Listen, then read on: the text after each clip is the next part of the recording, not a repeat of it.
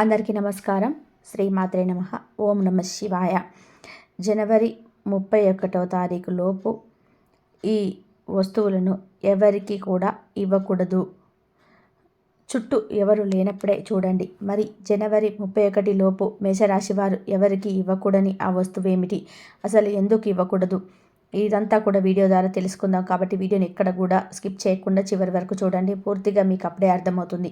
వీడియోని లైక్ చేయడం, షేర్ చేయడం అస్సలు మర్చిపోకండి. మీ లైక్ అండ్ షేర్ మాకు మంచి సపోర్ట్ మరియు ఎంకరేజ్మెంట్గా ఉంటుంది. మేషరాశి రాశి చక్రంలో ఈ మేషరాశి మొదటి రాశి. అశ్విని 1, 2, 3, 4 పాదాలు, భరణి 1, 2, 3, 4 పాదాలు, కృతిక 1వ పాదంలో జన్మించినటువంటి వారు మేషరాశిలోనికి వస్తారు. మేషరాశి వారు మీ యొక్క 2025 సంవత్సరంలో గ్రహాల సంచార ప్రకారంగా ముఖ్యమైన మార్పులు అనేటివి చూడబోతున్నారు. మేషరాశి వారికి అనుకోని విధంగా, ఊహించని విధానంగా గురువు వృషభ రాశిలో 2వ స్థానంలో ఉండడం ఆర్థిక మరియు కుటుంబ విషయాలకు ప్రభావితం చేయడం జరుగుతుంది.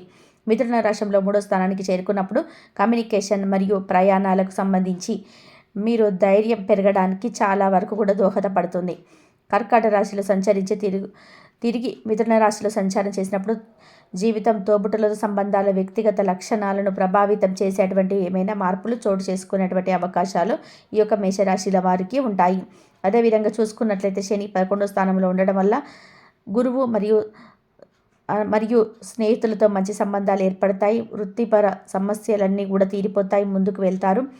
మీరు మీ వృత్తిలో గణనీయమైన సమయం మరియు శ్రమను వెచ్చించిన మీకు ఈ కాలంలో వృత్తిపరమైనటువంటి అభివృద్ధి ఎక్కువగా ఉంటుంది. నిజాయితీగా మీరు శ్రమ గురించి మీ వృత్తిని చక్కగా నిర్వర్తించడం వలన మీ పై అధికారులు మిమ్మల్ని గుర్తించడం, ప్రథమార్గంలో పదోన్నతి కానీ మీ అనుకున్నత స్థాయి కానీ చేరుకోవడం జరుగుతుంది. అదేవిధంగా ఈ యొక్క మేషరాశి వారికి చాలా వరకు కూడా సేల్స్, మార్కెటింగ్ మరియు మీడియా వంటి రంగాలలో పనిచేసే వారికి ప్రత్యేకంగా అనుకూలంగా ఉంటుంది. కెరియర్ మార్పులు లేదా గణనీయమైన రిస్క్ ఉన్న పెద్ద ప్రాజెక్టుకు సంబంధించి తొందరపాటు నిర్ణయాలు తీసుకోకుండా ఉంటారు. క్రమంగా వృత్తి అభ్యాసానికి సంబంధించినటువంటి పాత్రలు, బాధ్యతలు కోసం చూడాలి. విజయాలు, వైఫల్యాలు రెండింటికి సమతుల్య దృక్పథాన్ని కలిగి ఉండటం వలన వృత్తిపరమైన అవకాశాలని సద్వినియోగం చేసుకోగలుగుతారు. ఈ మేషరాశి వారు ఆర్థికంగా చాలా శుభప్రదంగా ఉండటం, స్థిరత్వం మరియు వృత్తికి బలమైన అవకాశాలు ఉండటం జరుగుతుంది. 2వ స్థానంలో గురువు మరియు సంపదకు పొందు చేసుకోవడానికి అనుకూలమైనటువంటి వాతావరణం అందించడం జరుగుతుంది.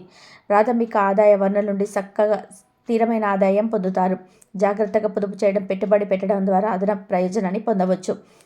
బడ్జెట్ను సృష్టించడం, పొదుపు లక్ష్యాన్ని నిర్దేశించడం, దీర్ఘకాలిక పెట్టుబడి పెట్టడం వల్ల ఆర్థిక పునాదులకు బలోపేతం చేసుకోవడానికి ప్రత్యేకంగా అనుకూలంగా ఉంటుంది. గురువు స్థానం ఆర్థిక విషయాల్లో జాగ్రత్తగా ఉండాలి కానీ ఆశాజనక దృక్పథాన్ని సూచిస్తుంది. ఇది మీరు మరింత సురక్షితమైన భవిష్యత్తును నిర్మించుకోవడానికి మీకు కనిపిస్తుంది. అంటే ఆర్థికపరమైనటువంటి అభివృద్ధి మీరు చూడాలనుకుంటే ఖచ్చితంగా మీరు శ్రమ కోర్చి మీరు పనిచేయడం ద్వారా చాలా వరకు కూడా లాభాన్ని పొందుతారు. అనుకూలమైనటువంటి స్థానంలో గురువు ఉండడం వల్ల మీరు చేసేటువంటి పనులు మీరు ఊహించినటువంటి లాభాలను మరియు విజయాలను తీసుకురావడం ద్వారా ఆర్థికపరమైన అభివృద్ధి అనేది మీకు తోడవడం అనేది జరుగుతుంది.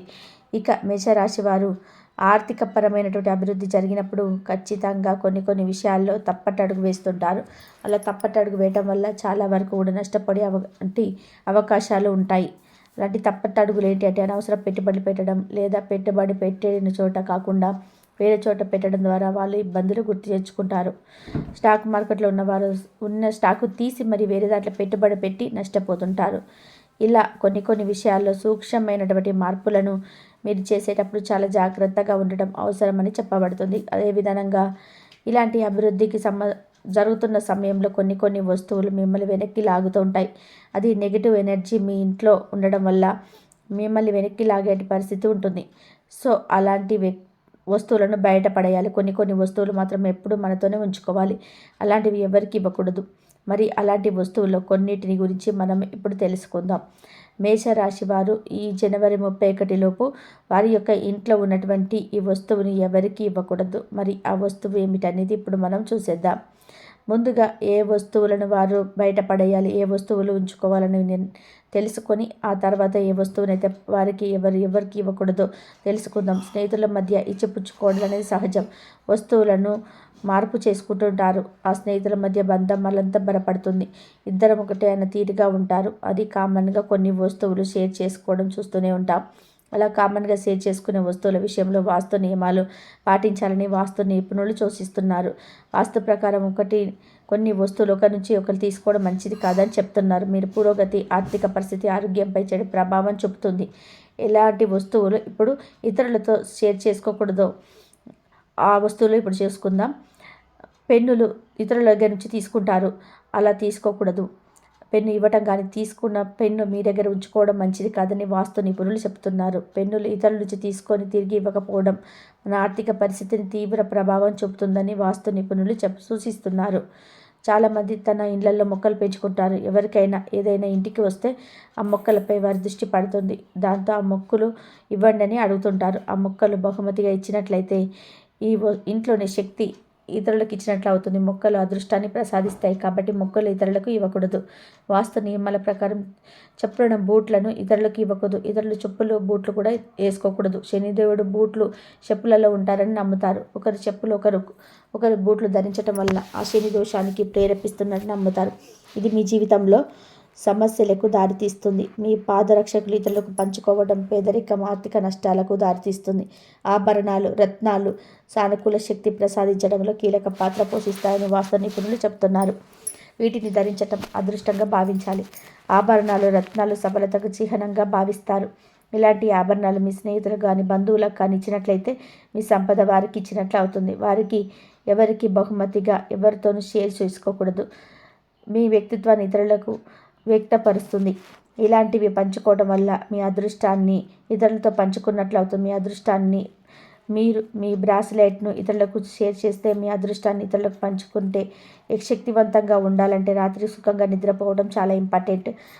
మరి సుఖంగా నిద్రపోవాలంటే దిండు చాలా ముఖ్యమైనది. అలాంటి దిండును మరొకరు ఉపయోగించుకోవడం వల్ల మీ అదృష్టం ఇతరులకు ఉపయోగించినట్టు. కాబట్టి దిండును కూడా ఎవరితో కూడా షేర్ చేసుకోకుండా ఉండడం మరింత మంచిదని చెప్పి సూచించబడుతుంది. అనేక రకమైన విశేషాలను మనము మన అదృష్టాన్ని ఇతరులతో పంచుకుంటుంటాం, ఇతరులకు చేస్తుంటాం. కాబట్టి ఇప్పుడు తెలుసుకున్నారు కాబట్టి ఖచ్చితంగా ఈ నియమాలను పాటించండి. ఇతరులతోటి ఈ వస్తువుల వేటిని కూడా షేర్ చేసుకోవడం అస్సలు మంచిది కాదు. షేర్ చేసుకోకండి. మరి మీ ఇంట్లో ఉన్న ఈ వస్తువుల వేటిని కూడా మీరు ఇతరులతో ఇవ్వకుండా ఉండడం మంచిది. ముఖ్యంగా జనవరి 31 లోపు ఎవరికి ఇవ్వకుండా ఉండడం మంచిదని చెప్పబడుతుంది. అదృష్టం మన వెంట ఉండాలంటే మనకు ఉన్నటువంటి సానుకూల శక్తి అంటే పాజిటివ్ ఎనర్జీ మనతో ఉండాలి అంటే మన వస్తువులు మన దగ్గరే ఉండాలి. దీంతో పాటుగా మేషరాశి వారు ముఖ్యంగా గుర్తుపెట్టుకోవాల్సింది ఇతరులు ఎవరికి కూడా జనవరి 31 లోపు ఇవ్వకూడని వస్తువులు ఏంటి అంటే కనుక వారి జేబులో ఉండే పెన్నుని ఎక్కడైనా సరే బ్యాంకు వెళ్ళినప్పుడు ఎక్కడికైనా వెళ్ళినప్పుడు అడిగినప్పుడు ఎవరికి ఇవ్వకండి.